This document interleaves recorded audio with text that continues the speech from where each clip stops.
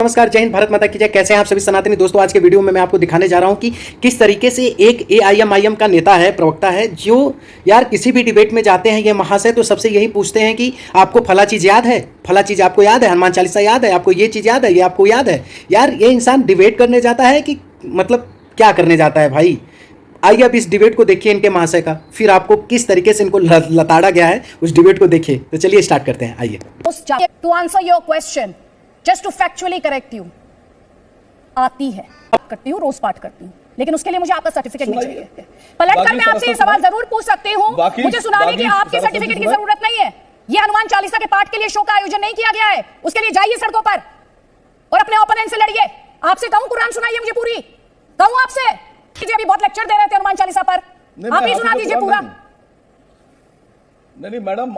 नहीं मैडम मैं हाफिज थी तो लगता है जैसे आपको अगर दुरुस्त करना, आपको अगर नहीं एक सेकंड, सैयद वसीम वकार, कुछ गलत हो गया इनके साथ। नहीं सैयद वसीम वकार, आप मेरी लड़ाई की चिंता मत कीजिए। आप नाराज ना होइए, आपसे लड़ने की मुझे जरूरत नहीं है। एक मॉडरेटर को अच्छा नहीं लगता नाराज होना। आप अपने ओपोनेंट से लड़िए, आप अपने ओपोनेंट से लड़िए सर, ठीक है।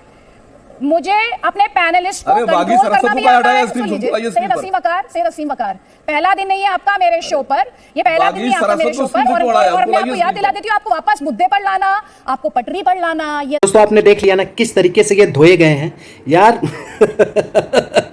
यार ये वसीम वकार जी, यार आप भी यार गजब करते हो। तो चलिए अभी ऐसे नहीं, अभी देखिए ना, अभी सुधांशु त्रिवेदी जी ने इनको कैसे धोया है, अभी ये भी देखिए जरा, आइए दिखाते हैं। ये जाग सबसे पहले क्या बोले थे यूपी में? आपने जनाब गिरिराज क्या बोला था? इनकी पार्टी का नाम है मजलिसे इत्तिहादुल मुसलमीन, यानी मुसलमानों की एकता के लिए समर्पित पार्टी, और वह सेकुलरिज्म के लिए समर्पित है। मस्जिदों से भीड़ निकलती थी, अभी हमारे दौर की भी बात है, 2019 से पहले, जुमे की नमाज के बाद, और जाके किसी भी इंस्पेक्टर अयूब पंडित जैसे व्यक्ति को कत्ल कर देती थी। वो सेकुलरिज्म का सुंदर संगीत था। अब दक्षिण का बताता हूं, तमिलनाडु जिले का, तमिलनाडु स्टेट का पेरम्बूर जिला, उसमें कोलतार गांव 70% आबादी मुस्लिमों की हो गई, तो उन्होंने कहा मंदिर में पूजा बंद कर दीजिए, घंटा बंद कर दीजिए, हमारी धार्मिक भावना आहत होती है। कोई सेकुलरिज्म का सूरमा उत्तर से दक्षिण तक बोला हो तो बोलिए, बल्कि तमिलनाडु सरकार ने मान लिया। फिर मद्रास हाईकोर्ट बीच में आया, उसने कहा यह कोई आधार नहीं बनता कि 70% हो गए इसलिए। अब यह बताइए, 14 से पहले भारत आंशिक रूप से मुस्लिम राष्ट्र था। चूंकि अगर ऐसा नहीं है तो मैं चैलेंज करके पूछ रहा हूं, एक नॉन मुस्लिम स्टेट बताइए जहां शरिया के प्रावधान को कॉन्स्टिट्यूशनल सैंक्टिटी प्राप्त हो। जो शाबानो केस में अगर शरिया के खिलाफ गया सुप्रीम कोर्ट तो संविधान में संशोधन करके पलट दिया गया। हलाला हो, महरम हो, ट्रिपल तलाक हो, ये सब के सब संवैधानिक दर्जा प्राप्त थे। अगर किसी को आपत्ति, को सेक्युलर देश बता दीजिए जिसमें ये सब चीजों को संवैधानिक दर्जा प्राप्त। अब बताइए आग कहां पे थी? लेकिन हनुमान चालीसा में कहते हैं जय हनुमान ज्ञान गुण सागर, हनुमान जी की स्तुति करते हैं। अब हमारे मन की बात है, अजान में क्या कहते हैं? अजान में क्या कहते हैं?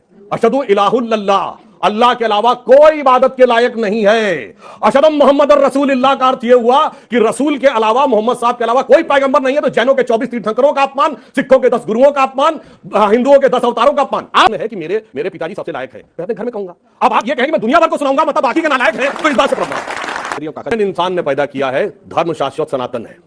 अन्यथा बता दीजिए धर्म जो हिंदू धर्म में कब शुरू हुआ? धर्म के लक्षण क्या है? धरती क्षमा दमोस्तयम शौच इंद्रिय निग्रह धी विद्या सत्यम क्रोधो दशम धर्म लक्षण। ना कोई शुरू करने वाला, ना कोई एक किताब, ना कोई एक वो चीज। प्रोफेसर साहब, आपके क्लास में ऐसे बच्चे जो होते हैं जो चुप ही नहीं होते, तो क्या करते हैं आप? अंजना जी आप इनको भी नहीं रोक रही। सर सबको रोक। धर्म की परिभाषा है धारणात इति धर्मा, जो धारण करता है। इसीलिए भारत धर्मनिरपेक्ष नहीं है। आप धर्म मानो भाई। संघ की दृष्टि में राष्ट्र एक राजनीतिक सत्ता ही नहीं है सिर्फ, जो एक पॉलिटिकल पावर से गवर्न होती है, एक सांस्कृतिक सत्ता है। इसीलिए भारत के राष्ट्रगान में पंजाब, सिंध, गुजरात, मराठा है। सिंध हमारा राजनीतिक सत्ता का अंग नहीं, फिर भी भारत का हिस्सा है। इंडस वैली सिविलाइजेशन का मेजॉरिटी एरिया पाकिस्तान में है, पर पूछिए पाकिस्तान की हिस्ट्री पढ़ाया जाता है भारत में। ननकाना साहब और करतारपुर साहब दोनों पाकिस्तान में है, भारत की हिस्ट्री पढ़ाया जाता है। गंधार अफगानिस्तान में है, भारत की हिस्ट्री में पढ़ाया जाता है। इतना ही नहीं, भारत की अखंडता का विस्तार जानते हैं कहां तक था? ये वेस्ट इंडीज कहां है?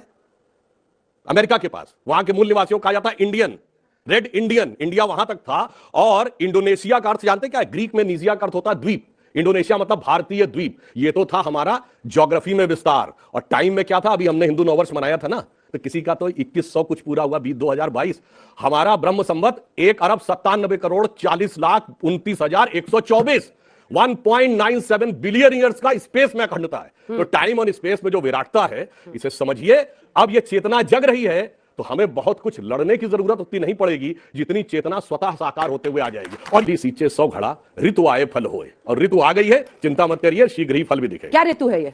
जो हम बड़े और ताकतवर होकर कहते थे कमजोर और छोटा हमें सता रहा है। और पहली बार पाकिस्तान के नेशनल असेंबली में इमरान खान ने क्या बोला था? ये कुछ उससे ज्यादा खौफनाक करने वाले हैं जो बालाकोट में किया था। पहली बार उनके फॉरेन मिनिस्टर ने क्या बोला था, शाह महमूद कुरैशी ने, कि साहब वो आर्मी चीफ आए, उनके पैर कांप रहे थे, उन्होंने कहा खुदा का वास्ता अभिनंदन को वापस कर दीजिए वरना शाम तक इंडिया अटैक कर देगा। ये बताइए, मैं नहीं बोल रहा हूं, ये तो वहां वाले बोल रहे हैं। तो आप समझ लीजिए वक्त में बदले बदले मेरे सरकार नजर तो आ रहे हैं। दोस्तों आपने देख लिया ना वीडियो, किस तरीके से धोया गया है इनको। सुधांशु त्रिवेदी जी ने एकदम एक एक जवाब दिया है, एक एक मुद्दे पे दिया है और सटीक जवाब दिया है। लेकिन क्या आपको लगता है कि ये लोग इस चीज़ को मान जाएंगे, क्या एक्सेप्ट करेंगे? अगर आपको लगता है तो कमेंट में ज़रूर बताइएगा, अगर नहीं लगता है तो वो भी बताइएगा। लेकिन मैं भी जानता हूँ, आप भी जानते हैं कि सच्चाई क्या है। तो दोस्तों आशा करता हूँ आपको वीडियो पसंद आई होगी, तो लाइक, सब्सक्राइब और शेयर जरूर करिएगा। चलिए, भारत माता की जय।